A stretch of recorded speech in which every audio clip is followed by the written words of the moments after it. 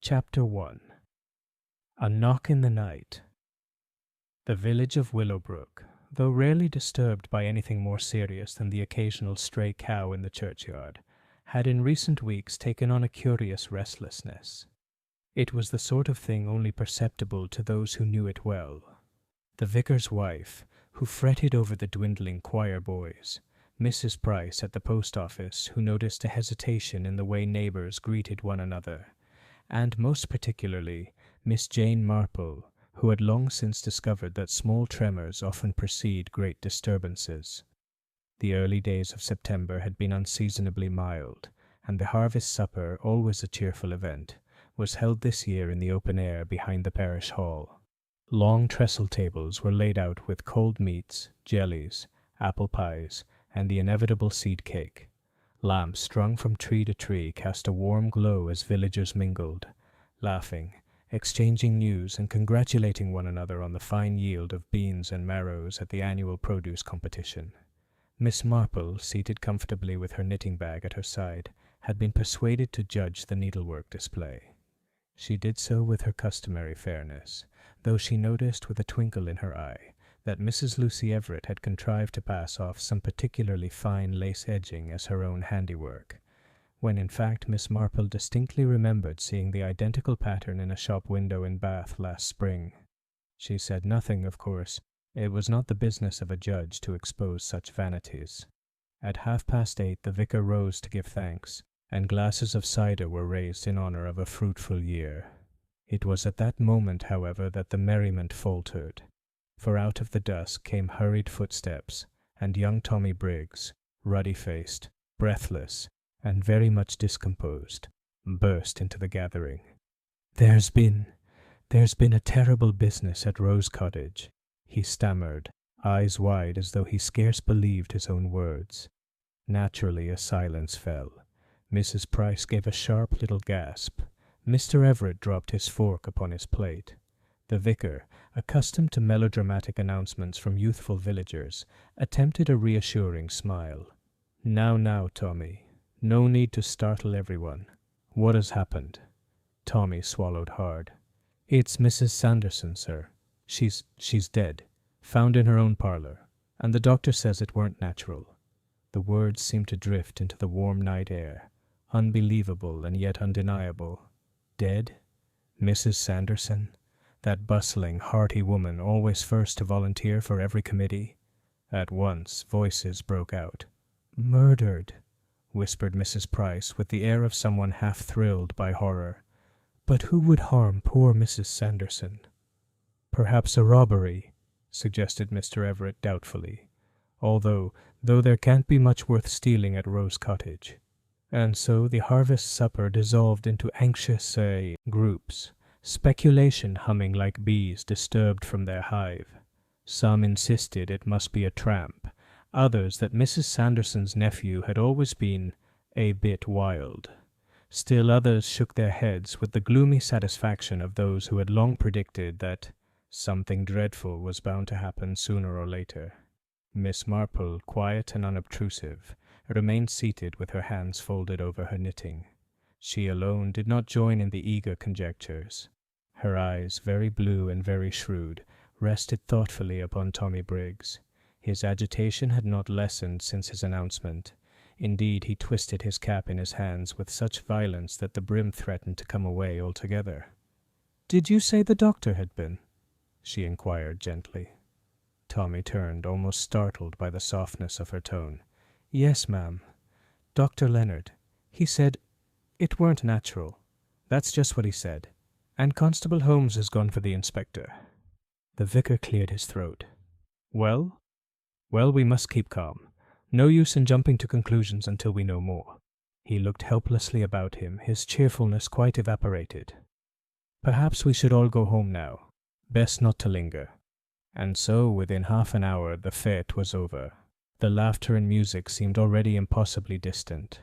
Villagers melted into the shadows, their voices low, their eyes turning constantly toward the dark lane that led to Rose Cottage. Miss Marple, declining Mrs. Price's offer to walk her home, set off along the familiar path to her ivy-covered house at the far end of the High Street. The night was still. The only sound was the hoot of an owl from the churchyard yew. Yet her mind was far from tranquil, for Miss Marple had observed several things that troubled her. She had noted the peculiar haste with which Tommy had spoken, as though fearful of omission. She had seen the vicar's wife avoid her gaze when the words "not natural" were repeated, and she had noticed, very clearly indeed, that Mrs. Everett had turned pale to the lips when the name of Rose Cottage was mentioned. And then, as she let herself in at her own garden gate, came the final oddity of the evening. The lane was otherwise deserted, but from a cottage opposite she distinctly heard the sharp, hurried knock of someone rapping at a door, a knock delivered not once, but 3 times, urgent and insistent. Miss Marple paused, her hand on the latch. She could not have said why, but she felt certain that the knock she had just heard had nothing whatever to do with ordinary village business. It was, she thought, the sort of knock one makes when danger presses very close indeed. Chapter 2. The Village Wakes to Trouble. By morning the soft September light lay kindly upon Willowbrook, as though determined to insist that nothing truly dreadful could happen beneath so mild a sky. The hedges wore a beaded gloss of dew, the church tower looked prim and companionable, against a wash of pearly blue. Yet beneath that calm, the village had already begun its daily industry of speculation. Curtains twitched and were withdrawn, bicycles were propelled at unusual speeds, with riders eager to exchange the latest scrap. Kettles boiled, were set aside untasted, and boiled again. At the post office, Mrs. Price stood in sovereign command of the counter, a small woman with an air of bustling virtue. She weighed parcels with ferocious exactitude and treated the selling of stamps as a moral duty rather than a convenience. The bell jangled, and in came Mr. Everett, hat clasped respectfully to his chest. "First post gone, Mrs. Price?" "5 minutes ago." "You'll have to be content with the late collection, Mr. Everett. New regulations, and times are times." She glanced over her spectacles with a look that conveyed, simultaneously, reproof for his tardiness and an invitation to be impressed by her adherence to order. "Awful to think of it, isn't it? Poor Mrs. Sanderson. My niece in Maidenhead sent a postcard only last month. Says a woman in her street opened the door after dark to a man who said he had a message for her husband. Stole the silver right under her nose. Copycat crime spread like influenza." Mr. Everett coughed. "They do say the doctor called it not natural." "Doctors talk too much or too little," said Mrs. Price, stamping a blue threepenny with the air of nailing down a coffin lid. "But I have my own view, Mr. Everett, and it is this. If you open your door to the wrong person, the Lord alone knows what you will be letting in." She paused, satisfied, as the bell rang again. "Good morning, Miss Marple." Miss Marple, trimly neat, gloves buttoned, a small spray of late roses in her basket, stepped in with the apologetic air of one frequently pressed to take sides, and determined to do nothing of the kind. "Good morning, Mrs. Price. Such a to-do last night." "I slept badly." "Not surprised," Mrs. Price returned, bright with virtue and horror. "You were at the harvest supper, of course. Tommy Briggs came by panting like a bellows." "Not natural," he said. "Twice, if you please. I shall never forgive him for saying it twice in front of the choir mothers. Well, what can I get for you, Miss Marple? Stamps? Thread? Or is it only the news?" "Only the stamps, I think. A book of 6-penny, please." Miss Marple laid the coins softly on the counter. "Though one does hear a good deal, without asking." "One hears far too much and far too little," Mrs. Price declared. "Still, there's what I call probabilities. A woman living alone, a nephew who doesn't come when he should and comes when he shouldn't, a gathering of valuables that aren't quite so valuable as they once were. Temptation, Miss Marple. Temptation with varnish, I call it." "Indeed," said Miss Marple. Another customer entered, and with it a small gust of whispers. Mrs. Rugby, farm wife and formidable, set down a basket containing eggs, wool, and the sort of butter that arrives with an air of destiny. "Constable says the inspector's come from Marleycombe," she announced. "Inspector? What was his name? Druitt, that's it. All business. Doctors with them. They've put a cordon, he says. Cordon, Mrs. Price repeated with relish. As if we were London. London or not, Mrs. Rugby returned. They're turning folk away from Rose Cottage like flies from a jug. You won't get a look in, Mrs. Price, not even if you go with your best apron. Mrs. Price sniffed. I have no wish to goggle at the poor woman, though, she added, rearranging the pile of postcards, a little order doesn't come amiss. Miss Marple gathered her stamps and took up her basket. She smiled kindly at Mrs. Rugby, nodded to Mr. Everett, and slipped out into the sunlight. She did not at once go home. Instead, she crossed the square and turned down the lane towards Dr. Leonard's surgery. A black bicycle leaned against the low wall, and through the open window came the faint clink of glass upon porcelain.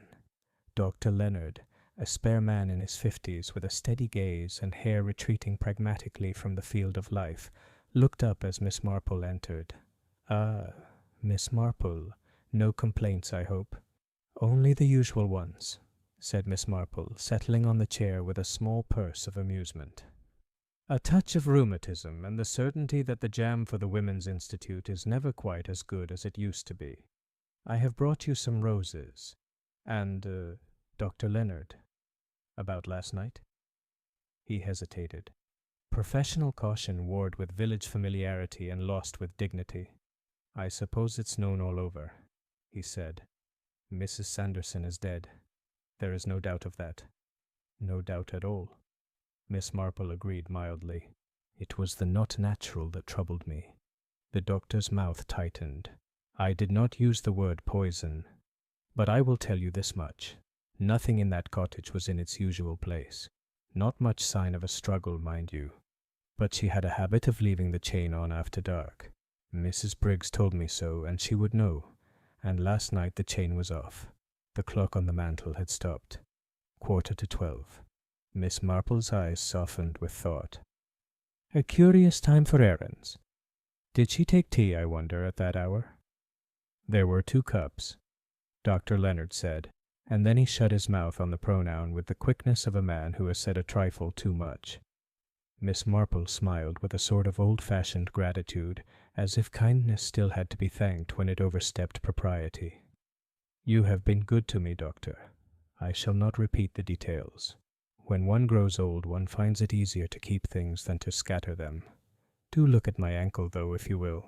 It twinges on a damp morning. He examined the ankle, pronounced it obstinacy rather than illness, and Miss Marple took her leave with further thanks. The roses, she was pleased to notice, were placed in an old blue jug on the surgery table before she was halfway down the step. At the end of the lane a throng had gathered at a respectful distance from the little gate of Rose Cottage. Willowbrook was not coarse. Its inhabitants would never jostle where death sat within. Yet they came as flowers come to a wall, naturally and in spite of themselves. Constable Holmes, hot, earnest, and a little swollen with the importance of his duties, stood before the gate and accepted condolences as if they were challenges to his authority. Beg pardon, Miss Marple, he called, seeing her. Inspector's inside, he is. We can't have folks tramping about, not this morning. Naturally not, said Miss Marple. I had no wish to intrude. Only if the inspector has a moment, I could provide him with the names of those who saw Mrs. Sanderson after tea yesterday. It was a busy evening, you know, with the supper. Holmes blinked, then flushed with the uneasy delight of a man who suspects he is about to rise in the world. I'll tell him, miss. He trotted off, and Miss Marple waited, content to look at the worn step of the cottage, the neatness of the paint around the brass latch, the absence of any mark upon the earth near the door save for a scattering of dry leaves and one solitary ash from a pipe. She looked, too, at the small garden. Tidy, but not as tidy as last year. The Michaelmas daisies leaned a trifle, and the gooseberry bushes had not been properly pruned. The gate clicked, and a man came down the path with the quick contained stride of one who wastes neither time nor temper. He was in his early 40s, clean-shaven, with an ordinary face that had been trained into intelligence. Miss Marple, Inspector Druitt. He touched his hat briefly, not out of gallantry, but as a habit of acknowledgment. "How do you do, Inspector?" Miss Marple's voice had in it the faintest flutter, as if she were not entirely certain that she ought to be speaking to important men. "We have met your like in the county before.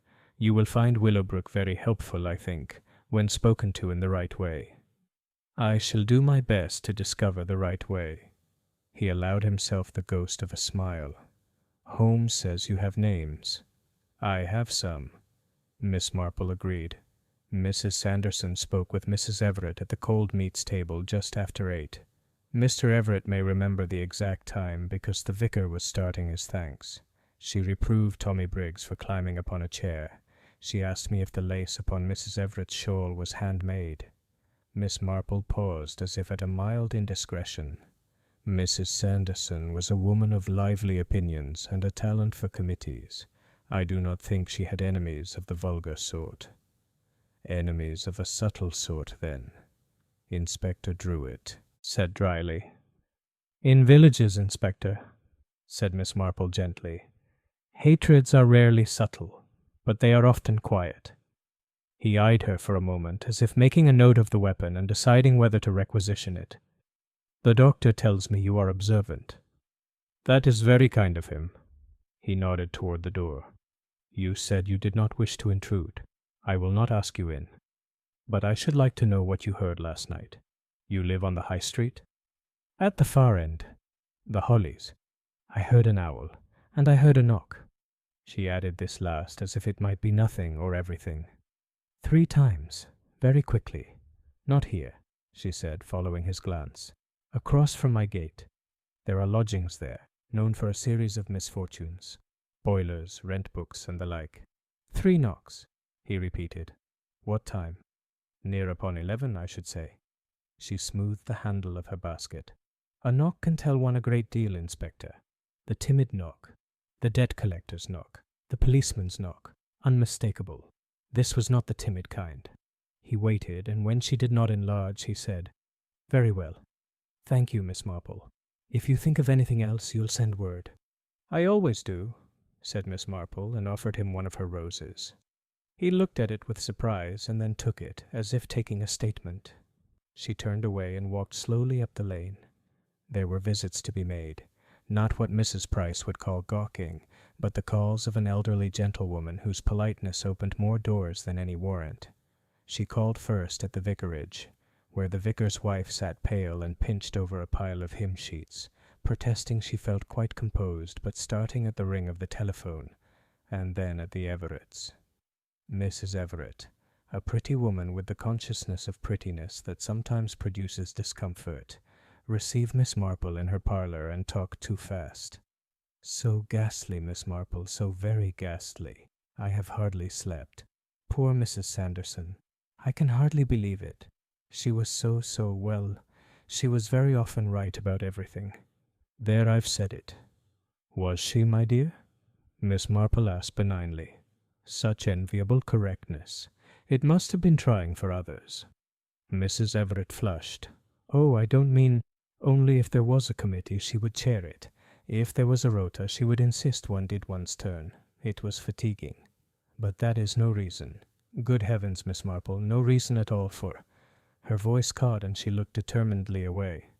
"The police asked about last night. She spoke to me about the raffle, and then about the lace. I hardly know why I wore the shawl. It was chilly. I don't know what anyone could possibly have to say about it."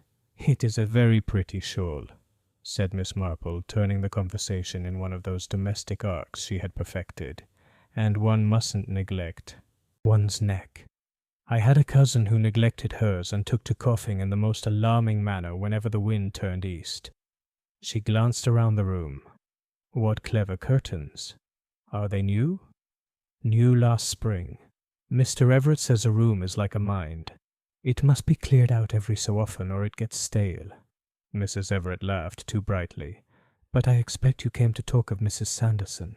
I only wish I could help." "You already have," said Miss Marple, rising. "You have helped very much." In the hall, Miss Marple paused to admire a framed photograph of the Everetts by the sea. Mrs. Everett fumbled with the bolt. On the little table by the door lay a glossy magazine, a pair of gloves, and an envelope. The envelope had been torn and lay open, showing the neat tail of a card inside. Cream, thick, the kind tradesmen sometimes fancied for importance. Miss Marple did not read the name. She could not have done so without bending indecorously, but she noticed the corner of the card bore the faint impress of 3 small dots in a triangular arrangement, as if a heavy paper had been pricked 3 times and the impression transferred. It was nothing. It was a trifle.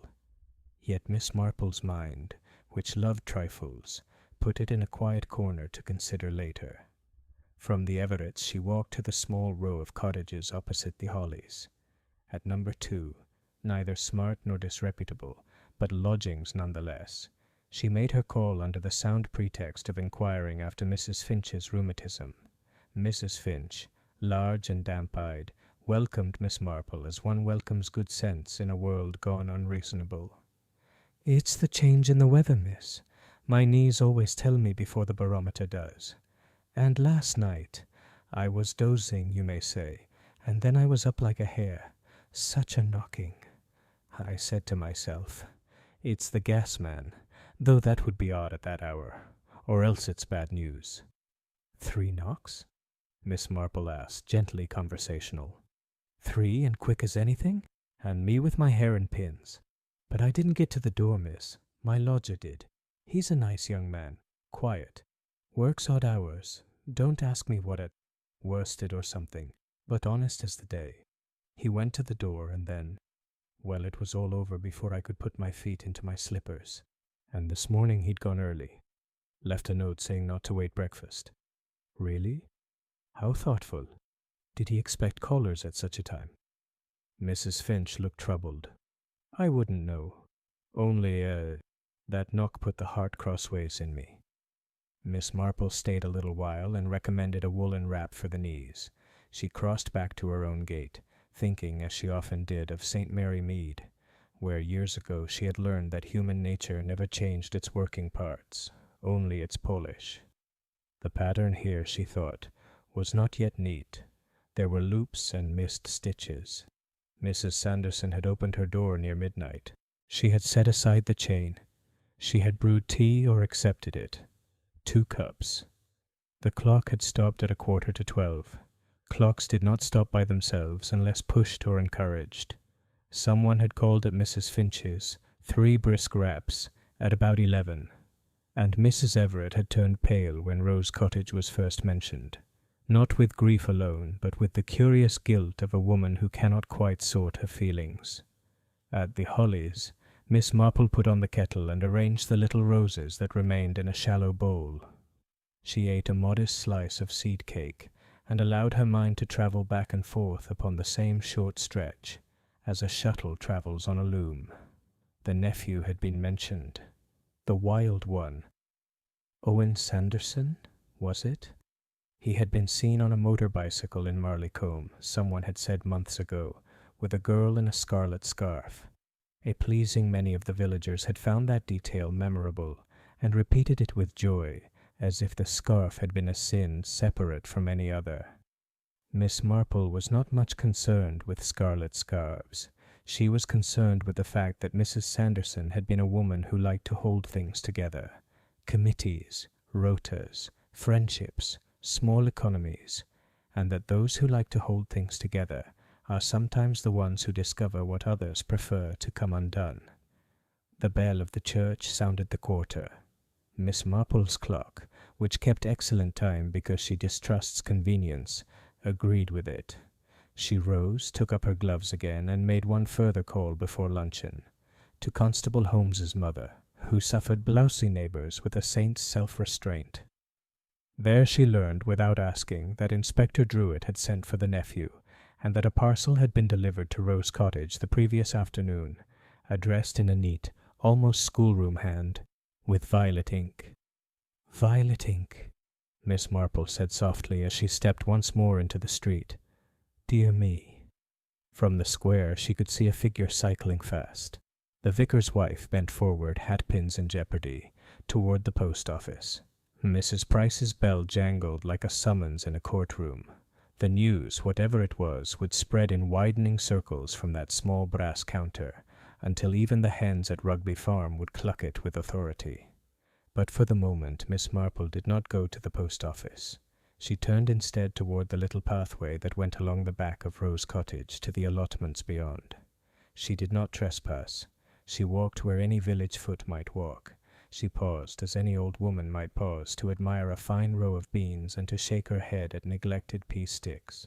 And as she paused, she saw, just beyond the fence of Rose Cottage, a small, unconsidered thing, a shred of bright paper caught on the thorn of a gooseberry bush. It must have blown there from a rubbish fire, one would say. It was no more than the torn corner of something printed. But on it, and she stooped at once to look. There was the tail of a capital letter in a peculiar face and 3 tiny punctures, set in a triangle, as if the paper had been pinned through or pricked in place. She did not pick it up. That would be untidy, and the inspector had his methods. But she stood quite still for a moment and listened. Somewhere far off a dog barked twice, and then after a pause, once. And from the village proper there came, faint and distinct, the sound of another knock. 3 quick raps, urgent, unmistakable. Miss Marple straightened and went home to her luncheon. There would be time after luncheon to write a small note to Inspector Druitt. It would say very little, only that human nature, being what it is, rarely knocks in threes without having done so before, and that when people burn things they have a way of choosing the breeziest day. For the present she buttered a slice of bread, poured herself tea, and considered dresses for a funeral that, in Willowbrook, would be very well attended indeed. You said, Chapter 3. Inspector Druitt makes progress. Inspector Druitt had, by the 3rd day of his presence in Willowbrook, come to the conclusion that the village was both smaller and infinitely larger than it appeared. Smaller because its geography could be walked in less than an hour. High Street, square, allotments, the modest sprawl of cottages, farms radiating outward like spokes. And larger, because in every lane, in every kitchen, in every low-roofed parlor, there seemed to be another story, another recollection, another version of what had or had not been seen on the night of Mrs. Sanderson's death. At Rose Cottage the inspector had taken up a sort of informal command post. The sitting-room was tidied now, the doctor's things removed, the body long since conveyed to Marleycombe for examination. Yet the atmosphere lingered, a curious sense that the room had resisted the intrusion, and that Mrs. Sanderson might, at any moment, bustle in with her firm step to scold at the dust raised by so many boots. On the small oak table lay the objects that had already attracted his notice: 2 cups and saucers, one still faintly stained with tea, a teapot, its cosy set neatly aside, a clock stopped at 11:45, its face cracked by a fall, and the small brown paper parcel, torn open with an anxious hand, containing nothing more sinister than a sheaf of Women's Institute circulars, though the neat violet ink of the address was, to Druitt's eye, uncommonly individual. Holmes, the constable, hovered at the inspector's elbow with the eagerness of a retriever who has found nothing but is determined to fetch it none the less. "Sir, Mrs. Price says she saw a man near the lane that night. Foreign-looking chap, dark hair, carrying a case." "Foreign-looking?" Druitt repeated dryly. "Did she specify a nationality?" "She thought perhaps Italian, sir, or Welsh." "Ah," the inspector made a note. "And this man, did she say where he went?" "No, sir. Just that she saw him. About 9:30. Could have been anyone." "Yes," Druitt said. He set down his pencil, glanced once more at the room, and then rose. "Very well. We'll see the nephew. They've fetched him from Marleycombe, I understand." Owen Sanderson was waiting in the parlour of the vicarage when Druitt arrived. The choice of venue was deliberate. The inspector believed in removing suspects from their natural settings, but in Willowbrook there was no police station to speak of, and the vicarage at least conferred a certain solemnity.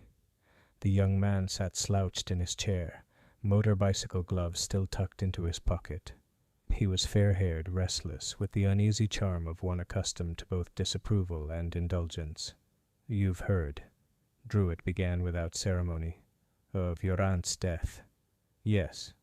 The young man's voice was flat, almost defiant. "Terrible business. Nothing to do with me, though. That remains to be seen. When did you last visit Rose Cottage?" Owen hesitated. "Couple of weeks ago. She'd written about money. She always wrote about money." "And what was the subject this time?" "She wanted me to settle. I owed her £100. She helped me once when I was in a spot. She was always reminding me. Said she'd cut me off if I didn't pay." "Well, I hadn't the money." "Did she threaten to make a new will?" "She said things. She always said things." "You don't know what she was like."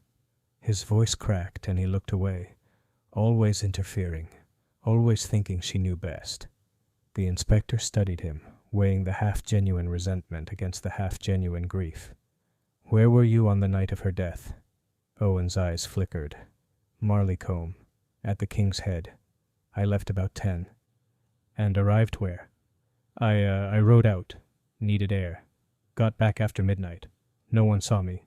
But it's the truth." Druitt noted the nervous tug at the glove in his pocket. "We'll verify it," he said shortly.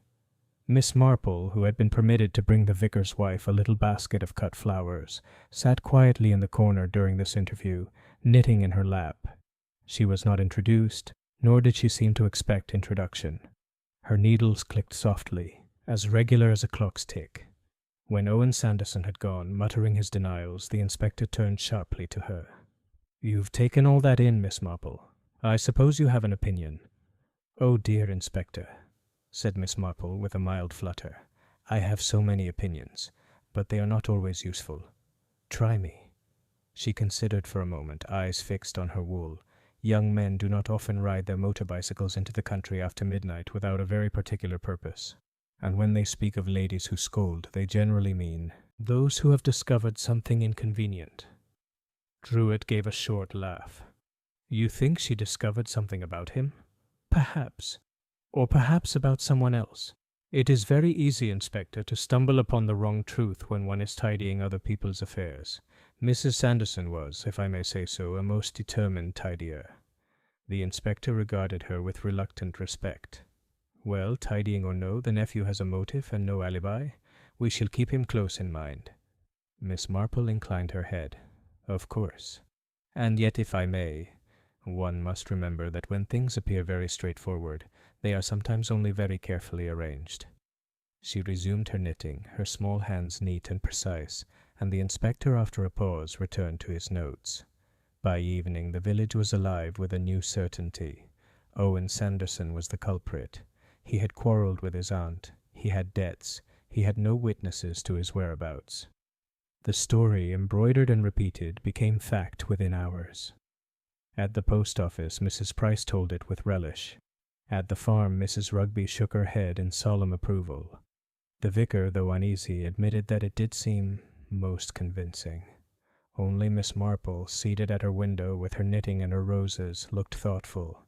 She had heard the 3 knocks again that morning, 3 quick raps at the lodging-house door across from her own, and she could not help thinking of the torn scrap of card with its curious triangle of punctures. In her long experience, murders were rarely tidy, and they were never quite so simple as the village believed. Chapter 4. Shadows in Willowbrook. The news that Owen Sanderson had been all but settled as the murderer travelled through Willowbrook like a draught through an old church, felt by everyone, though unseen. By midweek, the village was already adjusting itself to the idea, as villages do. Mrs. Price, brisk behind her counter, spoke of him with the grim satisfaction of one who had long predicted no good would come of it. Mrs. Rugby declared that she had always said the boy had a shifty look, and the vicar's wife, though she expressed Christian pity, could not conceal her relief that the dreadful business was, apparently, on its way to conclusion. Yet beneath these surface murmurs ran deeper currents, and Miss Marple, who understood that in small villages everyone has something to conceal, listened with her usual gentle attentiveness. On Thursday morning she visited Mrs. Sanderson's old friend, Mrs. Larkin, who lived in a neat cottage with a profusion of nasturtiums in the front garden. Mrs. Larkin was a timid soul, easily fluttered, and she received Miss Marple with a tearful eagerness. "Oh, Miss Marple, it's too shocking. Poor Emily Sanderson, such a capable woman. She looked after everyone's business, whether they liked it or not. But to be struck down in her own sitting room, oh, I can hardly bear it." "Yes, indeed," murmured Miss Marple. She poured the tea herself, for Mrs. Larkin's hands trembled so that she could scarcely hold the pot. She was a great one for advice, was she not? Always very sure she knew best. Mrs. Larkin sniffed into her handkerchief. "That she was. Why, only last month she was at me about my will. Said it was positively reckless not to make one. Quite cross she was, too, when I said my nephew in Birmingham would see to it when the time came. She said young men could not be trusted in such matters. And now, why, the irony of it, Miss Marple, if it was her own nephew that—" She broke off with a sob. Miss Marple, her eyes on her knitting, let the silence rest. It was often in the silence, she found, that people revealed the most. "Mind you," Mrs. Larkin went on presently, "it wasn't always about money. She was always poking her nose into other things too. She told me—" Her voice faltered. "Well, she told me something about Mrs. Everett. Said it wasn't her place to repeat it, but I should be careful who I confided in. What she meant I can't say." Miss Marple gave a gentle sigh. "Dear Emily. She could never resist holding the reins, could she?" Mrs. Larkin nodded fervently. That afternoon Miss Marple took a turn about the allotments, where Mr. Briggs senior, father of the excitable Tommy, was bent over a row of cabbages. He straightened with a grunt when he saw her. "Terrible thing, Miss Marple, terrible, but no surprise if you ask me. Mrs. Sanderson always rubbing folks the wrong way." "Oh, I should not put it quite so strongly," Miss Marple said mildly. Mr. Briggs wiped his brow. "Fact, though. Look at the row she had with Everett over the parish hall fund." Said he was fiddling the figures. "He told me so himself, white as a sheet he was, and that was only last month. But you mark my words, Miss Marple, if the inspector's sense is as good as his moustache, he'll keep his eye on Everett, nephew or no nephew." Miss Marple thanked him politely and passed on. She noted the information, not because she placed undue weight upon Mr. Briggs's gossip, but because gossip often pointed to what people most wished to keep hidden.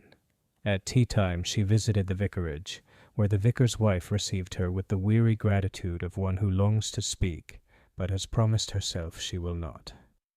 "I keep telling myself not to brood," Mrs. Whittaker said, pressing her thin hands together. "But I cannot help it. You see, Miss Marple, I know something. Something Emily said to me only a fortnight ago, and now I hardly dare breathe it. Perhaps, my dear," Miss Marple said gently, "if you told me it would be less of a burden." Mrs. Whittaker hesitated. "It was about Mr. Everett."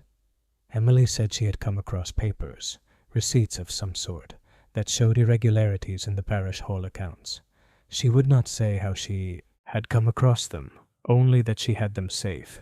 She meant to confront him. "Oh, Miss Marple, you don't suppose he could?" "Let us not suppose, but observe," said Miss Marple firmly, "and remember that sometimes people confide in a way that makes their affairs seem more dramatic than they are." Later, as she walked home in the fading light, Miss Marple reflected on what she had heard. Owen Sanderson was a convenient suspect, young, reckless, with debts and a quarrel, but Mrs. Sanderson had also, it seemed, been in possession of awkward knowledge about Mrs. Everett, about Mr. Everett, perhaps even about others. And then there was that curious knock at Mrs. Finch's lodgings. 3 brisk raps, urgent and deliberate. Miss Marple paused at her gate, her eyes thoughtful. She could not yet see the whole pattern, but she felt certain that Emily Sanderson's death was not merely the result of a young man's folly. The threads ran wider and deeper than that. In Willowbrook, beneath the calm of autumn days, secrets lay coiled and waiting, and Miss Marple, with her quiet persistence, meant to tease them out, one by one. Chapter 5. A Second Disturbance. Saturday dawned with a thin mist lying low over Willowbrook, turning the hedgerows into pale grey outlines and giving the church tower the look of something hovering above the earth.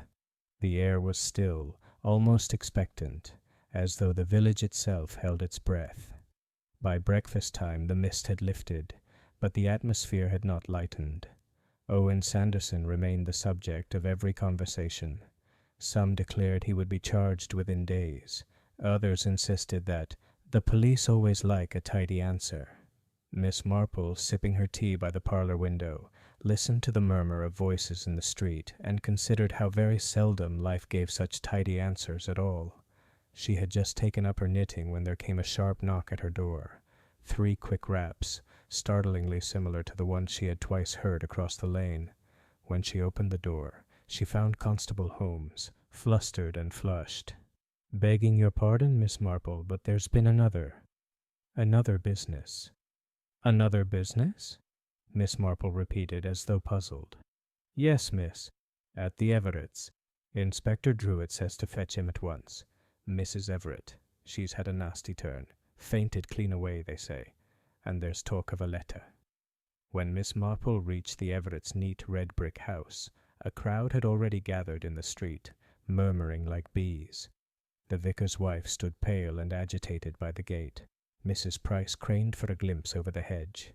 Mrs. Rugby held forth on the dangers of too much refinement in a household. Inside, the scene was one of confusion. Mrs. Everett lay upon the sofa in the parlour, her face as white as her lace shawl. Mr. Everett stood by the mantel, shifting from one foot to the other, his handkerchief damp in his hand. Inspector Druitt bent over a sheet of paper spread upon the table. "Ah, Miss Marple," he said shortly, glancing up as she entered. "You are here. Perhaps you may help us make sense of this." Miss Marple approached with her usual unobtrusive step. The paper on the table was a letter, the handwriting large and deliberate, the ink the same unmistakable violet as on the parcel to Mrs. Sanderson. The letter read, "If you persist, more will follow. A warning is enough. Do not think the first was all. Midnight is not the only hour for a knock." The words had a theatrical ring, yet there was no mistaking the effect. Mrs. Everett stirred faintly, murmuring that she was ruined, utterly ruined. "It came by the morning post," Mr. Everett said hoarsely. "Addressed to my wife. She opened it and, well, you see the result." Inspector Druitt folded the paper with care. "Delivered in the village post-box, I suppose?" Mr. Everett nodded. "Which means," Druitt continued grimly, "that the writer is among us." Miss Marple's eyes rested thoughtfully on the violet ink. "Such an unusual color," she said softly. "People choose it to be distinctive. It makes one wonder whether they desire to be noticed, or whether they simply cannot help it." The inspector gave her a brief look. "You think it deliberate?" "Oh, I should not like to say. But people do not always consider how their little preferences betray them. I once knew a young woman who wrote every letter on notepaper scented with violets. It was a charming habit, but it proved her undoing when she sought to keep a secret." The inspector, though not visibly impressed, made another note. By afternoon the village was in an uproar. A murder was one thing, terrible, shocking, but at least singular. A threatening letter was quite another. It meant that the danger was not past but present, and that anyone might be the next victim. At the post office, Mrs. Price declared she had always mistrusted violet ink, too flighty for serious correspondence. At the farm, Mrs. Rugby was certain the letter proved there was a gang at work. Mr. Briggs Sr., leaning on his hoe, muttered that Everett had enemies enough without gangs. Miss Marple, meanwhile, took herself quietly from house to house, listening, nodding, asking the sort of harmless-seeming questions that made people speak more freely than they intended. From Mrs. Finch she learned that her lodger, the quiet young man who had answered the midnight knock, had not returned since Thursday. From Mrs. Larkin she heard that Emily Sanderson had once lent Mrs. Everett a considerable sum of money, something not generally known. And from the vicar's wife, pale and troubled, she discovered that Emily had warned her only a week before that something was bound to happen at the Everetts. By evening, Miss Marple sat once more by her parlour window, her knitting on her lap. The air outside was very still, the last light fading behind the church tower. In her mind she sorted what she had heard: a nephew with debts, an Everett with suspect accounts, a letter in violet ink, and a lodger who had vanished after a midnight knock. The pattern was far from complete, but the letter had changed everything. It was no longer merely a matter of Emily Sanderson's death. Someone in Willowbrook was playing a dangerous game, and Miss Marple knew with the certainty of long experience that there would be another move soon. Chapter 6. Uneasy Days. The threatening letter to Mrs. Everett had unsettled Willowbrook far more than the inspector's quiet insistence that Owen Sanderson was a man of interest. Murder, though shocking, had a certain finality. A letter promised continuation. Each villager, over teacups and garden fences, felt the possibility that they might be the one to receive the next envelope marked in violet ink. For 2 days, life seemed oddly suspended. Mrs. Price at the post office performed her duties with a solemnity bordering on theatrical, inspecting every envelope for suspicious coloring before she handed it over the counter. "One can't be too careful," she said, even as she lingered over each transaction with the relish of one indispensable. At the farm, Mrs. Rugby locked her dairy shed each evening and declared that men who scribble threats don't stop at scribbling. The vicar, caught between offering reassurance and confessing unease, preached a sermon on the dangers of fear, though his parishioners noticed that he, too, checked the vestry door more than once. Miss Marple, meanwhile, observed all with her usual mild gaze, as though collecting gossip and small domestic details were simply her natural pastime. But her mind, sharp as ever, was at work on something more intricate. On Monday afternoon she called at the Everetts. Mrs. Everett, pale but prettily so, received her in the drawing-room. A spray of lilies stood on the table. Ill-judged, Miss Marple thought, for the flowers were funereal in scent and effect. "My nerves are quite shattered, Miss Marple," Mrs. Everett said, pressing a lace handkerchief to her lips. "I hardly dare to open the post now. Henry insists there is nothing more to fear, but how can he be certain?" "It is always trying when one feels observed," Miss Marple said sympathetically. "Almost as trying as being reproved, something I dare say you know a little about." Mrs. Everett gave a guilty little start. "You mean Mrs. Sanderson?" "Yes, she had her opinions, but surely you don't think— Oh, Miss Marple, you cannot imagine she told anyone about—" She broke off, colouring.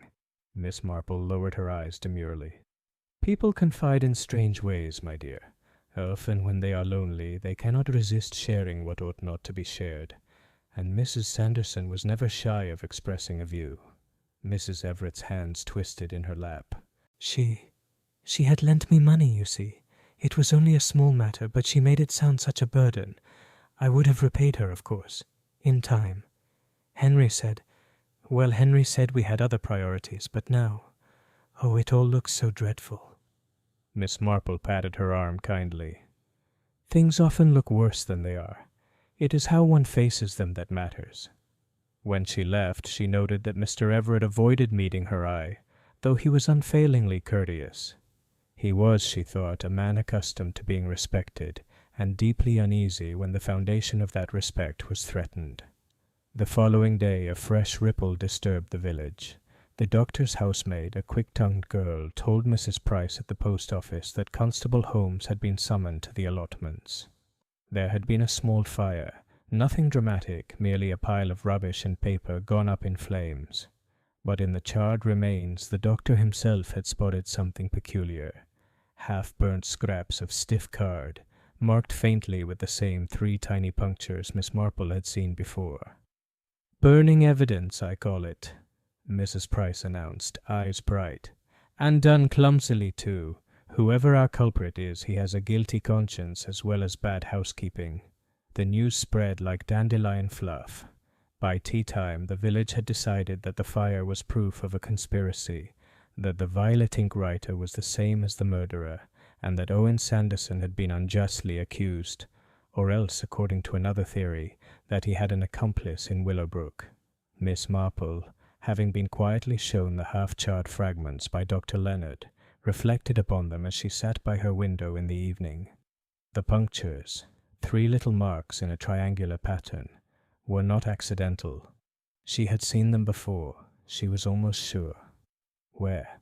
Her mind, sharp but patient, went over long years of observation, sewing cards for children, perhaps, patterns marked for embroidery, or some domestic habit that left such neat, deliberate holes. She poured herself a cup of tea, let it cool, and thought of Mrs. Finch's vanished lodger.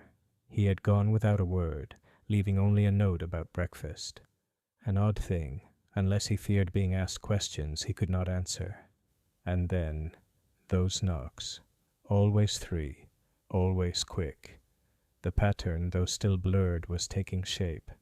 That night, as the church clock struck 11, Miss Marple sat awake, her knitting folded neatly beside her. She listened to the stillness of the high street, to the faint rustle of leaves in the hedge. And then it came again. 3 sharp raps, urgent, insistent, somewhere near. Miss Marple rose, went to her window, and peered out into the dim light.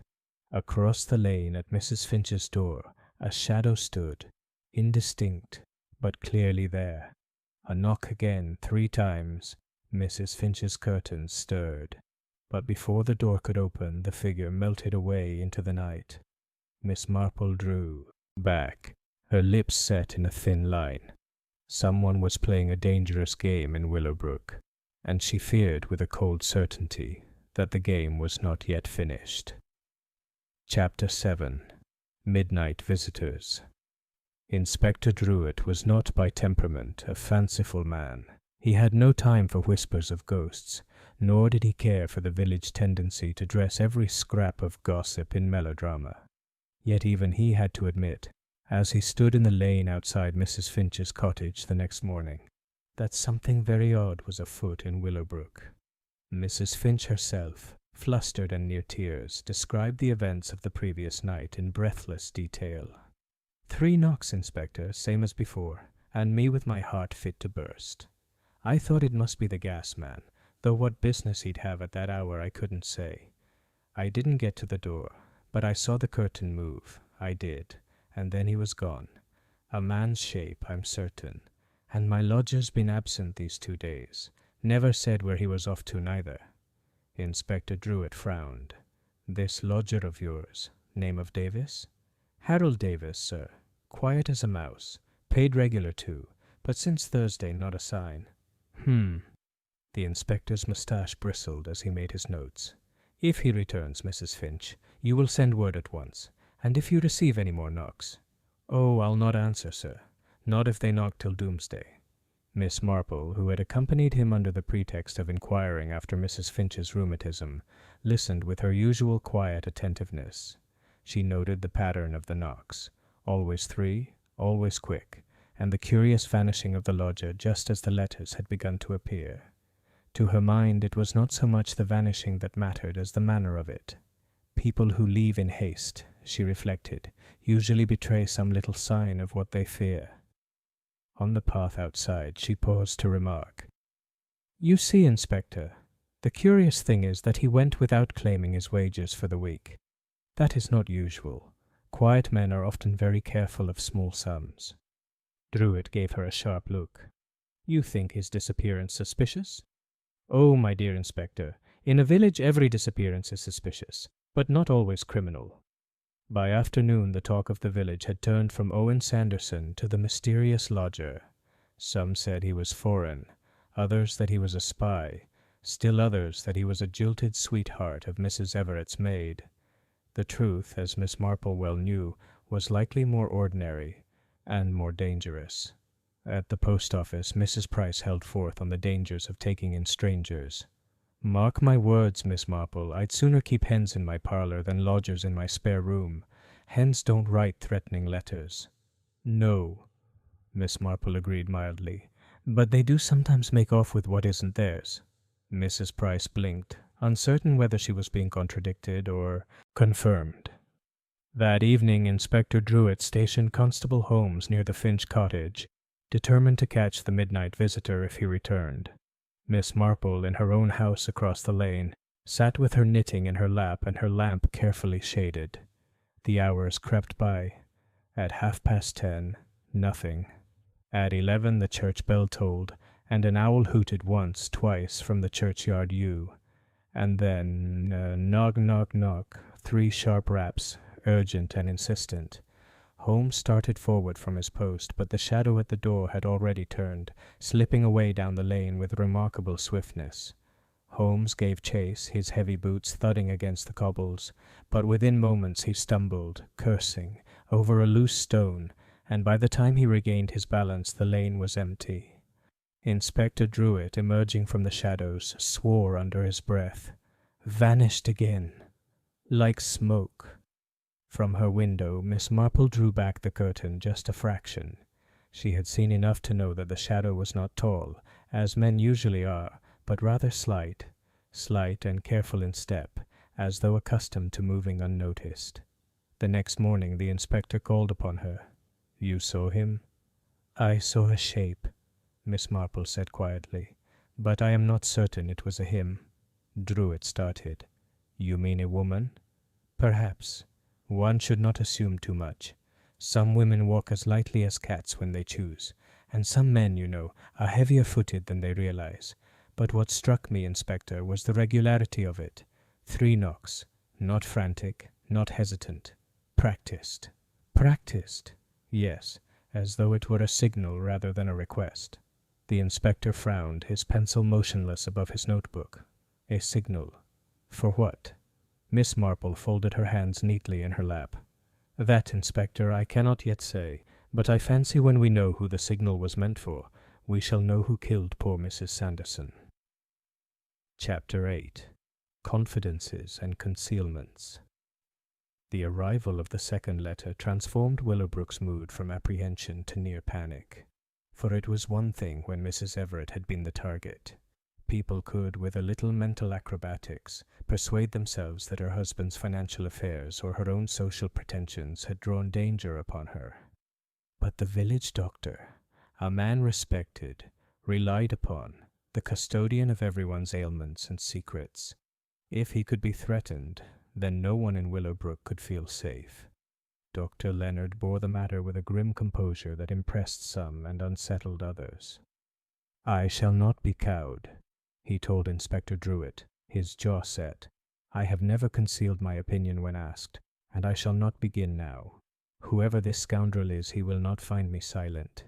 But Miss Marple, observing him closely, saw that his hand trembled as he poured his tea, and that his eyes rested too long on the envelope that had borne the threat. Courage, she knew, is not the absence of fear, but the concealment of it. That afternoon, Miss Marple took a deliberate turn through the village. She called at Mrs. Larkin's, where the poor lady had nearly dissolved into tears over the thought that they might come knocking at her own door.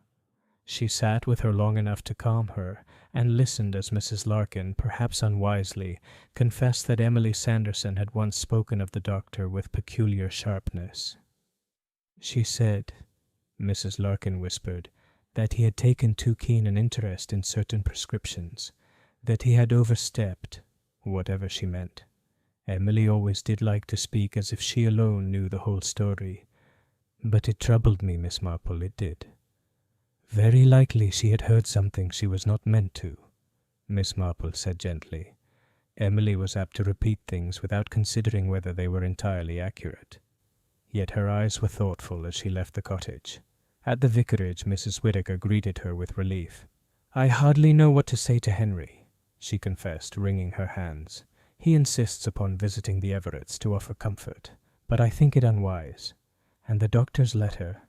Oh, Miss Marple, it is dreadful to think such things could be penned in Willowbrook. I cannot help but wonder, what if the same hand sent the circulars to poor Emily that very evening? A parcel can hide much, can it not?" Miss Marple agreed that parcels often did. By dusk she had heard enough to know that Emily Sanderson's habit of interfering had left a trail of resentments. Mr. Everett with his accounts, Mrs. Everett with her debts, Dr. Leonard with his prescriptions. Each had felt the prick of Emily's curiosity, the sharpness of her tongue.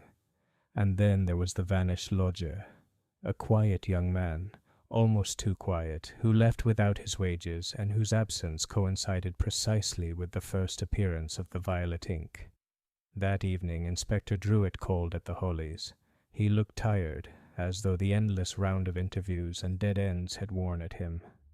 "I have checked the post-box," he said brusquely. "The letter to the doctor was dropped there late at night. No one saw who. And we've had no word of this Davis fellow. Vanished clean off the map." Miss Marple regarded him with kindly sympathy. "It is always disheartening when things slip away. But sometimes, Inspector, what vanishes is meant to distract us from what is still here." Druitt frowned. "You mean someone in the village?" "Oh, yes. It is nearly always someone in the village. Outsiders make convenient villains, but they rarely know where the doors are unbolted, or what time the doctor finishes his calls. No, Inspector, I fancy we must look closer to home." She paused, her fingers resting lightly on her knitting. "Do you know what strikes me most? It is the knocking. 3 raps, always 3, as if calling a code. And I cannot help but wonder who in Willowbrook understands codes and has use for them still." Druitt stared at her. "You think it's a signal?" Miss Marple smiled faintly. "I think, Inspector, that when we answer that question, we shall be much nearer to the truth." That night, as the church clock tolled 10, the village settled into an uneasy quiet. Curtains were drawn more tightly, bolts slid home with unusual firmness. Yet at Miss Marple's window the lamp burned steadily, and her eyes, bright with thought, rested on the high street beyond. Somewhere she knew a secret was pressing to be revealed, and the sound of 3 urgent knocks might before long be heard again. Chapter 9. A Twist of the Knife. The next turn in the affair of Willowbrook came with the suddenness of a summer storm. Until that night all had been fear and threat, whispers and shadows, but not yet another act. Then on Thursday evening, as the village settled to its uneasy slumber, a scream broke the quiet, sharp, and unmistakable from the direction of the allotments. Miss Marple, who had been reading quietly by lamplight, set aside her spectacles at once. Within minutes the high street was alive with hurried footsteps and the wavering glow of lanterns. She herself moved more slowly, but with purpose, shawl about her shoulders and her eyes sharp in the gloom. At the allotments a small crowd had already gathered. The lanterns lit a strange tableau. Inspector Druitt bent over a figure slumped near the cabbages, Constable Holmes flustered, waving people back, and Mrs. Rugby, sturdy and unafraid, standing over the scene as though she had claimed it. The figure on the ground was Mr. Everett. His face was ghastly pale, his hand clutched at his chest, and beside him lay a scrap of paper. The by now familiar violet ink scrawled upon it. Miss Marple stooped to look. The words were few, but they struck with deliberate malice. "The meddler pays first, the keeper next." Inspector Druitt straightened, his jaw tight. "Alive," he said shortly, "but only just. Send for the doctor at once." Within half an hour Dr. Leonard had arrived, brisk and controlled despite the strain of recent days. "Not a knife," he said after a swift examination. "Poison. Something in his system, taken only a short while ago. What has he eaten?" The answer, supplied by Mrs. Rugby with relish, was that Mr. Everett had gone to check his allotment, and had taken with him a flask of cider. It was there, in the empty cup, that the poison had done its work. Miss Marple listened quietly. She had noted the paper, the violet ink, the deliberate hand. The phrasing was curious too. The meddler and the keeper. Words chosen with an air of private meaning. By morning the village was aflame with rumor. Some declared that Everett was the true target all along, and Mrs. Sanderson had merely been the first unfortunate obstacle. Others whispered that Everett knew something he should not, and the letter writer had struck to silence him. And there were those who insisted that Owen Sanderson's hand was behind it all. "Nephews always bear grudges," Mrs. Price declared darkly. Inspector Druitt, however, was troubled. "It doesn't fit," he admitted to Miss Marple in the quiet of her parlour. "If the nephew killed his aunt, why strike at Everett now? Why the letters? Why the theatrics?" Miss Marple poured him tea. "Because, Inspector, theatrics are often meant to distract from what is plain. It is like a conjuring trick. One waves a handkerchief so that no one sees the card." "You mean someone is playing us for fools?" "Not fools, Inspector. Merely an audience." That afternoon Miss Marple took her quiet way through the village once more. At Mrs. Larkin's she heard that Emily Sanderson had threatened to expose a serious impropriety. At the vicarage Mrs. Whittaker confided that the Everetts had quarrelled bitterly on the very day of the murder. And at Mrs. Finch's, still pale from her fright, Miss Marple noted the curious detail that the vanished lodger had once received a parcel in violet ink himself. Though Mrs. Finch had thought nothing of it at the time, it was enough to send Miss Marple home thoughtful. Someone in Willowbrook was not merely covering their tracks, but weaving a whole pattern of fear. Knocks, letters, poison, all arranged with a certain dramatic flourish. And behind the flourish, she felt certain, lay something very simple indeed. As dusk fell, she sat at her window, her knitting idle in her lap. The church bell tolled the hour. Across the lane all was still, yet she could not shake the sense that the next knock, the next act, was drawing very near. Chapter 10. Miss Marple Sets a Snare.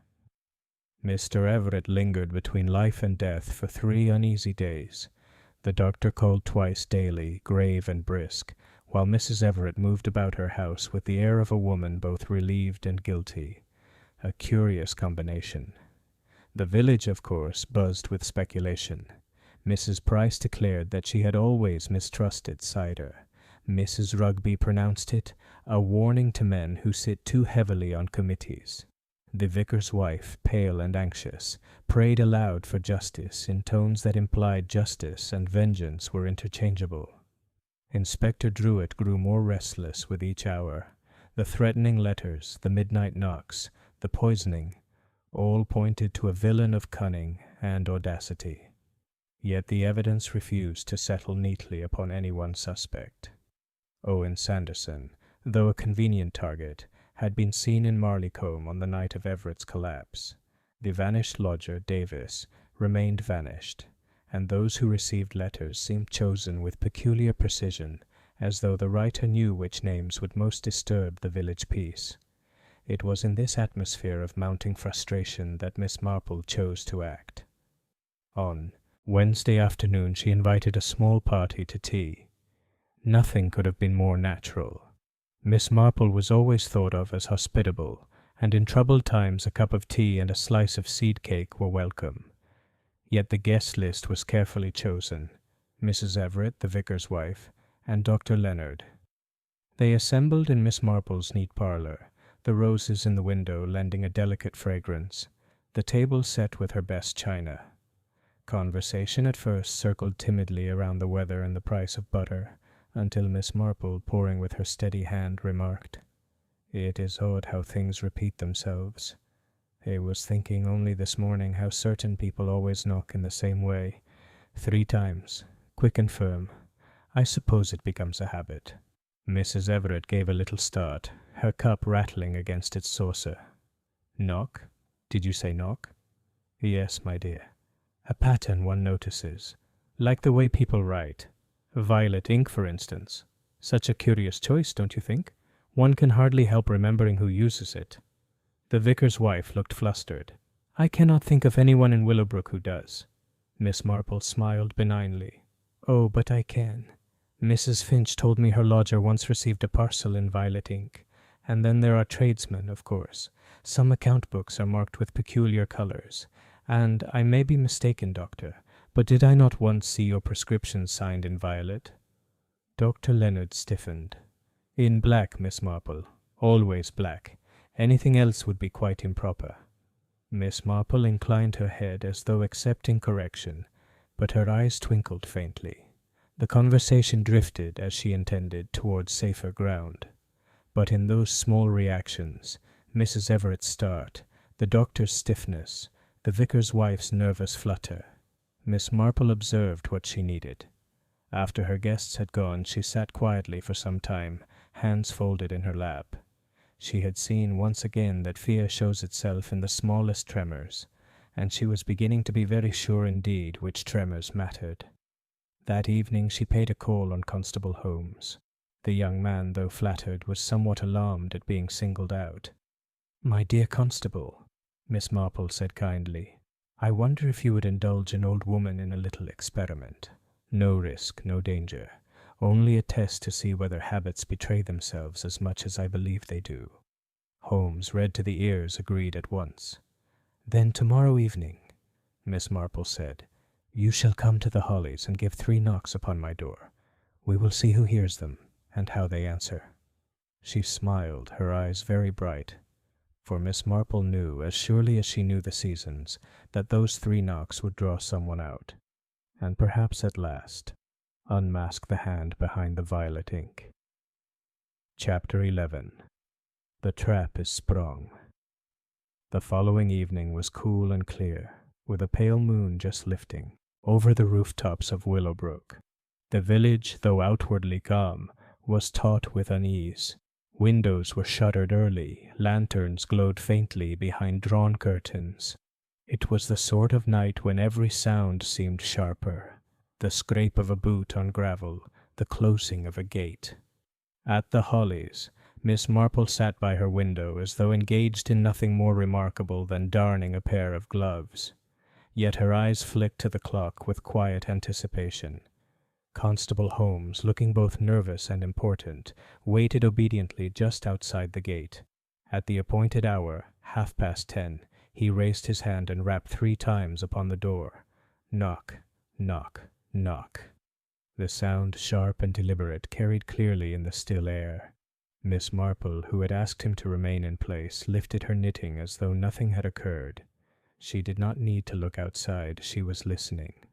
For in Willowbrook houses stood close, and neighbors' habits betrayed them more easily than they knew. A curtain stirred at Mrs. Everett's. A faint scrape of a window sash came from the vicarage. And, most telling of all, across the lane at Mrs. Finch's lodgings, there came an answering signal, 3 quick raps, this time against glass.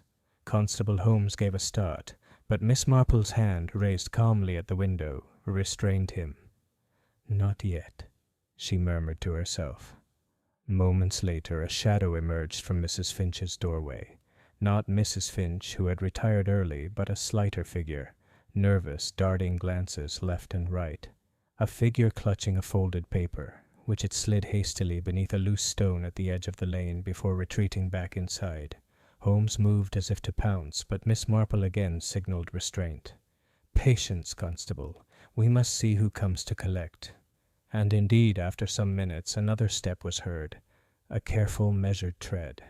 Inspector Druitt himself, who had been stationed discreetly further up the lane at Miss Marple's suggestion, stepped forward swiftly and stooped to seize the paper. He straightened, lantern light revealing the unmistakable violet ink upon the folded sheet. Holmes could contain himself no longer. "We've caught them at it, ma'am. A message." But Miss Marple, calm as ever, shook her head. "We have caught the middle of the chain, Constable. The beginning and the end are yet to be seen. And until we know who the message was for, the picture remains incomplete." The note, when opened, contained only 3 words. "Tomorrow. The keeper." Inspector Druitt frowned. "Keeper? We've seen that word before, on the paper by Everett. The meddler pays first, the keeper next." "Yes," Miss Marple said softly. "The same hand, the same little flourish to the K. And yet, why announce it? Why risk so much for the sake of theatre?" Druitt's jaw set. "To frighten them, to frighten us all." Miss Marple smiled faintly. "Or to divert us. One must always ask, Inspector, who profits by fear?" The next morning word of the nocturnal discovery spread with astonishing swiftness. Mrs. Price declared that the keeper must be the vicar, for who else kept souls? Mrs. Rugby argued it was Everett himself, keeper of the parish hall funds. Mrs. Larkin, fluttering, insisted it must be Dr. Leonard, keeper of medicines.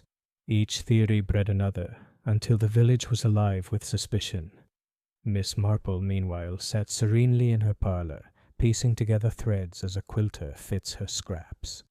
The knocks, the ink, the vanished lodger, the poisoned cider, the theatrical notes, all were part of a single fabric. She could feel the pattern now, though its colours were not yet sharp. She looked across the lane at Mrs. Finch's quiet cottage. Someone inside had answered the constable's knock with one of their own. Someone inside had carried the chain of messages further than they wished anyone to know. Yes, Miss Marple murmured to herself, the net is drawing tighter, and tomorrow, perhaps, we shall see who has woven it. Chapter 12. The Wrong Net. Inspector Druitt, though far from rash by nature, was under pressure. Marleycombe headquarters wanted progress. The villagers clamoured for safety. Even the vicar, ordinarily mild, had hinted that the authorities must do something. And so, when the note marked the keeper was found, the inspector made his decision with more haste than prudence. By the next afternoon he had summoned the Everetts, the doctor and the vicar, to the parish hall for questioning. Constable Holmes strutted at his side, puffed with importance. Word spread in minutes, and before long half the village was loitering discreetly outside, their curiosity poorly disguised as errands. Inside, Druitt addressed them with grave authority. "The writer of these notes," he declared, holding aloft the violet-inked scrap, "has announced that the keeper is next. We must consider who among you holds that title." His eyes settled on the vicar. "You, sir, are the keeper of souls." The vicar flushed, his mild hands twisting. "Inspector, really, I have nothing to—" "Or you, Everett," Druitt went on, "keeper of the parish hall accounts, and you, Dr. Leonard, keeper of medicines." Each man stiffened, affronted. Mrs. Everett made a small sound and pressed her lace handkerchief to her lips. "I believe," Druitt continued, "that the phrase refers to funds, and we have already heard of irregularities in the parish hall accounts." Gasps fluttered from the onlookers. Everett's face turned the colour of whey. I may have misplaced a receipt or two," he stammered, "but to suggest—" "Mr. Everett," Druitt said firmly, "you are under suspicion. Until matters are clarified, you will remain in custody." The announcement landed in Willowbrook like a thunderclap. By evening, villagers were already repeating, it as fact. Everett had been caught. Mrs. Price spoke darkly of ledgers, doctored as badly as any prescription. Mrs. Rugby declared she had always said the man's marrow entries were too large to be natural. Only Miss Marple, sipping her tea at the Hollies, did not repeat the tale. She had watched the inspector's performance with quiet, troubled eyes. To her the choice was too neat, the net too hastily thrown. Later that night Inspector Druitt himself appeared at her door, weary but resolute. "We've got him, Miss Marple. Everett. He had the motive, the opportunity, the threat was clear." Miss Marple shook her head gently. "You have a man, Inspector, but I fear not the man." He frowned. "What do you mean?" "Consider the knocks," she said softly. "Always 3. Regular practiced. A code, Inspector. Not a call for admittance, but a message. And those little punctures I noticed upon the scraps of card. 3 in a neat triangle. Do you not see? It is the same hand, the same habit. Someone accustomed to marking things in 3s. Druitt's brow furrowed. "But who?" Miss Marple folded her hands over her knitting. "I am not ready to say. But I think, Inspector, you will find that your prisoner is not the author of those knocks, and that the true culprit is very much at liberty." The next morning her words were proved in dramatic fashion. For while Everett languished in custody at Marleycombe, another letter arrived, slipped through the vicarage door at dawn. Violet ink again, written with the same deliberate hand. It read, "Too late. The keeper has fallen. The final hour approaches." By noon the village was in a fever. Mrs. Price proclaimed that the police had bungled it. Mrs. Rugby said she had known all along that Everett was too weak for villainy. The vicar's wife wept openly in the square, certain that her Henry was still in mortal danger. And Miss Marple, seated very straight in her parlour, allowed herself the smallest of sighs. The inspector's wrong net had tightened the true culprit's confidence, and that, she thought, might be precisely the chance she needed. Chapter 13. The pattern emerges. Miss Marple was not one to hurry conclusions.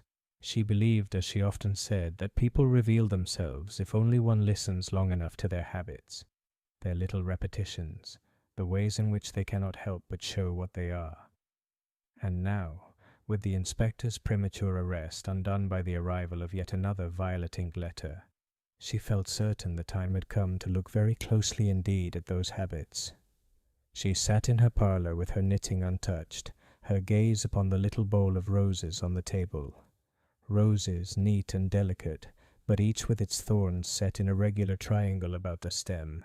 It was the sight of those thorns, so precise, that brought the memory back to her, the scraps of card with their triangular punctures. Yes, a triangle of 3, always 3, on paper, on the knocks. A mark of someone who counted by 3s. Her mind travelled back over recent days. Mrs. Finch's lodger, vanished after answering the knock. Mrs. Everett's startled reaction at the mention of violet ink. Dr. Leonard's defensiveness when asked about prescriptions. And the Everetts' quarrels with Mrs. Sanderson, over money and over propriety. But who among them used 3s as a matter of course? She thought of sewing cards, of patterns pricked in cloth, of account books marked with symbols. Then she remembered the small note glimpsed at the Everetts' hall table, the edge of a calling card, with 3 little dots at its corner, faint but unmistakable. Mrs. Everett, Miss Marple thought suddenly. Not Henry Everett with his ledgers, but his wife, pretty, nervous, with her lace shawl and her fainting fits. The 3 dots had been hers. She used them, perhaps unconsciously, as her private mark. And the knocks? The same habit made manifest. That afternoon she paid a call on Mrs. Everett, ostensibly to bring a small jar of quince jelly. She found her seated in the parlour, pale and overwrought, the lilies now drooping in their vase. "My dear," Miss Marple said gently, "I could not help but think how very trying it must be, all this talk of keepers and meddlers. But I do wonder, when you received that dreadful letter written in violet ink, had you not seen such ink before?" Mrs. Everett's hands trembled. I don't know what you mean." "Oh, but you do." Miss Marple's voice was soft, kindly, as though soothing a child. "You use it yourself, don't you? A little flourish for your notes. Just as you tap 3 times on the window when you want Henry to fetch you in from the garden. One notices such things, you see. Habits are very difficult to hide." Mrs. Everett gave a little cry, pressing her handkerchief to her mouth. "You mustn't. Oh, you mustn't think." But Miss Marple only patted her arm. "I think nothing, my dear. I only observe. And I believe Inspector Druitt would find it most helpful if you were to explain, in your own words, just what you meant to achieve with those knocks and those letters." When Miss Marple left the house, she walked slowly, her shawl drawn close against the evening chill. She had not accused, she had merely nudged. But she had seen the panic in Mrs. Everett's eyes, the collapse of her composure. Yes, the pattern was clear now. At the Hollies she set her kettle to boil and prepared a note for Inspector Druitt. In it she wrote only this: "The one who writes in violet is the one who knocks in 3s. Do not let her faint her way free of you." She signed it with her neat hand, folded it carefully, and smiled to herself. For Miss Marple knew that the time had come to draw the noose a little tighter. Chapter 14. The Final Trap. Inspector Druitt had received Miss Marple's note with a furrowed brow and a certain unwilling admiration. He admitted privately, been led astray once already by the apparent neatness of a solution. If Miss Marple was correct now, then the neatness had been contrived, not by him, but by the guilty party herself. It was at Miss Marple's suggestion that a small gathering was arranged at the vicarage drawing-room, A respectable, neutral setting, the sort of place where no one could feel quite justified in refusing an invitation. Present were Inspector Druitt, Constable Holmes, the vicar and his wife, Dr. Leonard, Mr. Everett, still worn from his brush with poison but determined to appear, and Mrs. Everett herself, fragile in her lace shawl, and with that air of tremulous prettiness which so often disarmed those around her. Miss Marple sat by the fire, knitting in her lap, her eyes lowered as though she had been included only out of courtesy. Inspector Druitt opened the proceedings briskly. "We are gathered because this village has been plagued by a series of anonymous threats, letters, knocks in the night, and an attempt at poisoning. The question is, who is responsible?" There was a little stir. Mrs. Everett pressed her handkerchief to her lips. "It seems," Druitt went on, "that the author of those letters wished us to believe in a great conspiracy. But as Miss Marple has pointed out, theatrics are often meant to distract from something much simpler." Miss Marple lifted her head. "Yes, Inspector. Something as simple as habit. Habits betray us, you know. Just as some people cannot help but add a little curl to their handwriting, or hum as they sew. In this case the habit was threefold. 3 knocks, 3 little punctures, 3 dots used as a private mark. I saw them first on a card at the Everett's house, and I recognized them again on the scraps of paper burned in the allotments." There was a silence. Mrs. Everett's color had drained away. Her lace handkerchief trembled. Miss Marple continued gently, almost sadly. "Emily Sanderson was a meddler, yes, but a perceptive one. She had discovered your debt, my dear. She had lent you money, and she meant to insist upon its repayment, perhaps even to reveal it to your husband. That, I think, was the quarrel she hinted of to others. You went to her that night, late, too late, and she let you in because she knew you. Tea was made, words were spoken, and something was added to her cup." Mrs. Everett made a sound, a stifled, strangled little cry. Miss Marple went on, her voice very soft. "But once Emily was dead, you saw the danger. So you sought to cast shadows, letters in violet ink, knocks in the night, threats against others. Theatrical, yes, but effective. For a while the village looked everywhere but at you. Even your fainting fit served you well." Druitt stepped forward. "Mrs. Everett, what do you say to this?" For a moment she sat perfectly still, the color rising and falling in her cheeks. Then she broke into sobs, the lace handkerchief crushed in her hand. "I only meant to frighten her, only to stop her from ruining everything. She wouldn't listen. She never listened. She said she would tell Henry, that he must know I had borrowed behind his back. And I thought, if she were gone." Her voice faltered. She could say no more. The vicar's wife wept openly. Dr. Leonard shook his head with weary sorrow. Mr. Everett, pale and stunned, could not seem to take in the truth. Constable Holmes shifted uneasily, as though witnessing something both pitiable and dreadful. It was Inspector Druitt who, after a long silence, said quietly, "Mrs. Everett, I must ask you to accompany me." She rose, still sobbing, leaning heavily on her husband's arm until he shrank from her touch. Then she walked with surprising steadiness to the door. When they were gone, there was another silence. It was Miss Marple who broke it, her voice gentle. One cannot help but feel pity. She was not wicked in the common sense, only foolish, vain, and afraid. And fear, my dears, is often the beginning of tragedy. The vicar bowed his head. "Indeed, Miss Marple, indeed." She gathered up her knitting, tucked it neatly into her bag, and rose. "And now, if you will excuse me, I must see to my roses. They will not wait upon police business." Chapter 15. Aftermath in Willowbrook. In the days that followed Mrs. Everett's arrest, Willowbrook exhaled like a village that had been holding its breath too long. Curtains were drawn back, voices grew louder in the high street, and the post office queue was once more devoted to butter rations and parcel weights rather than whispered speculation about violet ink. Mrs. Price, of course, took pride in having always suspected something in that quarter, though she was vague as to which quarter precisely. Mrs. Rugby declared that, Women are worse than men when pushed, and the vicar's wife, pale but composed, spoke gently of forgiveness.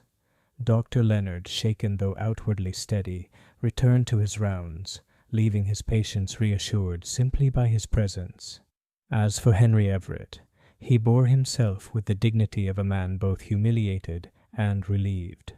He made arrangements to leave Willowbrook for a time, Marleycombe perhaps further, saying little, but receiving the sympathy of neighbours with stiff politeness. Through all this, Miss Marple went about her quiet routines.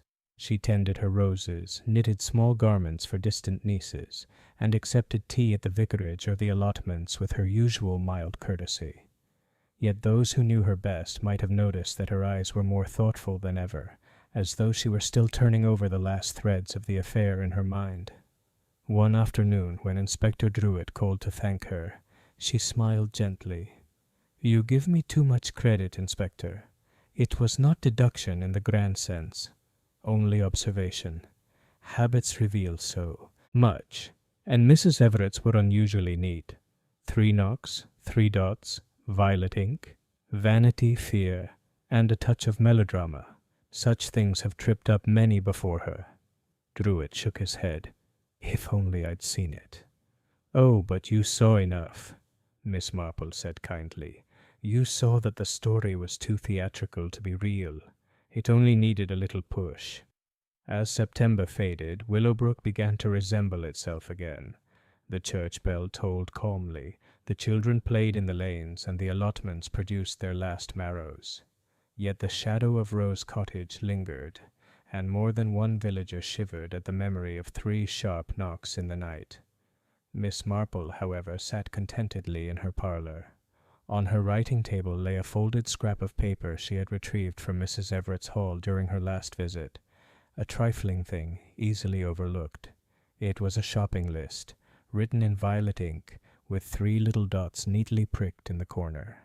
She kept it not as evidence, the police had all they required, but as a quiet reminder.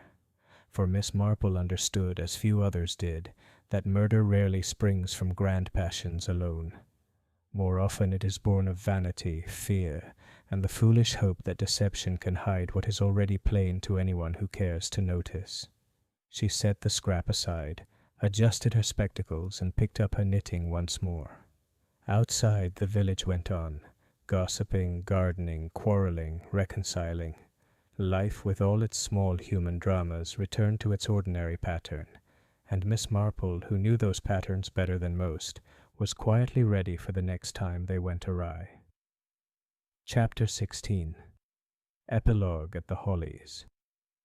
The autumn evenings drew in swiftly now, with a bite in the air that spoke of winter to come. Willowbrook, though superficially restored to its gentle rhythms, had not entirely forgotten the chill of those September nights, when 3 quick knocks sounded like a summons from doom itself. At the Hollies, Miss Marple sat by her fire, a small basket of mending at her side. She had entertained the vicar's wife for tea that afternoon, soothing the lady's troubled conscience with tactful conversation about hymn tunes and harvest puddings. Now she reflected, in the quiet way she always did, upon the affair of Emily Sanderson and its melancholy conclusion. It was not satisfaction she felt, but something nearer to regret. Poor Mrs. Everett, foolish, vain, frightened into melodrama, and driven by the terror of exposure. Poor Mr. Everett, left with the bitter knowledge that his wife had not trusted him with her weakness, and poor Willowbrook itself, which would never again regard midnight knocks with innocence. She thought, too, of Inspector Druitt, competent, determined, yet all too human in his desire for a neat answer. He had thanked her again before leaving the village, confessing with rare candour that he might have blundered more gravely had she not intervened. Miss Marple smiled faintly at the recollection. It was always so. Clever men underestimated what could be learned from listening, from gossip, from noticing the tiniest tremor of a hand upon a teacup.